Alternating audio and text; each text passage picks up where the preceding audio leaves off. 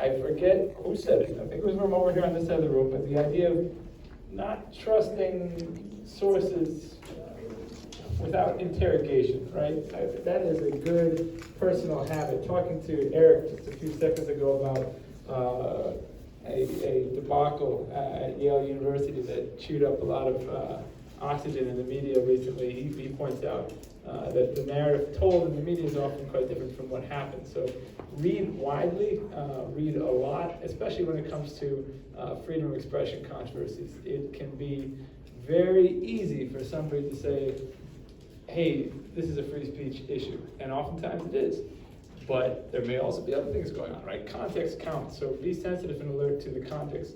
Ask who's saying what and why, and who's not saying anything, and why are they quiet. Those things will serve you well, not only in this particular civic discussion, but all of them, you know, whether it's funding development and seeing where City Hall spends its money, or asking why certain outcomes in political debates are the way they are, or why candidates say the things they do. Worth always looking at the dog that doesn't bark, so to speak, and asking yourself why you're being told what you're being told, and whose interest it's advancing.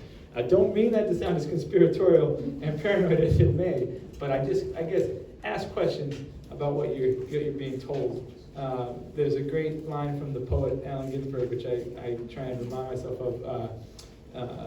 First of all, candor beats paranoia. But second of all, notice what you notice, right? So if you are wondering why something strikes you as pushing you towards a certain viewpoint or not, well, ask why is that person pushing towards this viewpoint? And that's whether or not we're talking about free speech or any of the other worthy topics you'll think about. Keep talking to each other.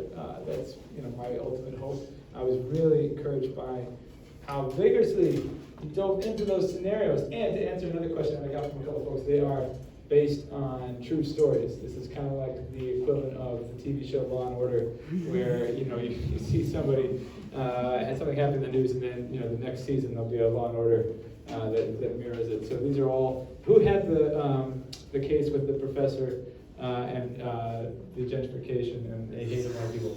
It's a real case. That's a professor named Jim Livingston at Rutgers, who we represented. And those words are his words, absolutely. I actually just wrote Jim on Friday to see how he was doing.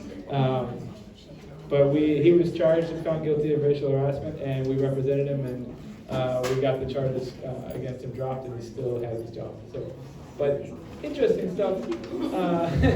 I guess the last thing I'll say, just to kind of wrap it up once and for all. Wait, and Will, can I ask one question before you please. do that? I'm curious, did anyone change your mind about anything, or is anyone thinking about something differently than when you came in today? We have one hand in the back. Eric, you want to share what you're thinking about differently? The foundation for the rights and education. Yeah, cheers. I hope so. Good, right? And so, or not, right? That's the other good thing about freedom of speech, is that you can even be confirmed in your ideas, and that's fine. You may have seen that meme that goes around where it's the guy sitting at a table and he's got a banner out that says "Debate me."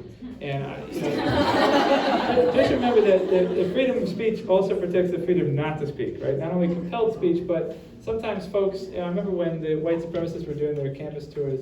What was it, 2 years ago now?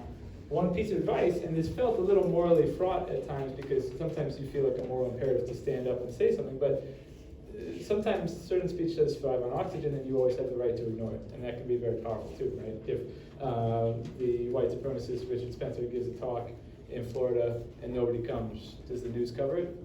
I don't know. So that's something to ask too. But last thing, we'll say, if you're interested in any of this, or you'd like a copy of these slides, I'm happy to give you. I think a PDF is totally fine. If you have more questions, not only the podcast, but if you have a question a week from now, 2 weeks from now, a month from now, will@thefire.org is my email. We have an internship program. We pay our interns, which I'm proud of, and it's in Philadelphia every year. So when you get to college and you're interested in these issues, or not interested and want to learn more, etc., check out our website, thefire.org. And I guess I will